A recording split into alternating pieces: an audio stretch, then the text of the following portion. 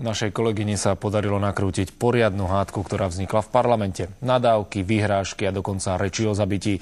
Tak to vyzerá v mestskom zastupiteľstve v Zlatých Moravciach, keď sa do seba pustia poslanci a primátorka Serafína Ostrihoňová.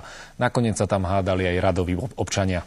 Ak chcete zažiť skutočne nevídanú zábavu, stačí vám zajsť na mestské zastupiteľstvo do Zlatých Moraviec, kde to vyzerá ako v Kocúrkove. A taký neexistuje. Tak. A teraz ma majte radi. Problémy medzi primátorkou a poslancami sú tak vyostrené, že na zastupiteľstve sa neustále hádajú a vykrikujú po sebe ako na trhu. Veľmi ste chytrí. Takí sa robíte múdri. A takí ste úbohí. Poslanci dokonca stopovali, ako dlho sama primátorka rozprávala. Ty si hovorila minimálne 50%. Príde nejaká žena a dokáže mi do očí hovoriť pravdu. A to neviete stroviť. Po jej monológu jeden z poslancov označil za diktátorku. Chudák Fidel Castro má vážnu konkurenciu. Môžete ma zabiť, neustúpim. Poslanec, ktorý je lekárom, primátorke po týchto slovách odporúčil liečenie. Ale by som ti doporučil vážne liečenie.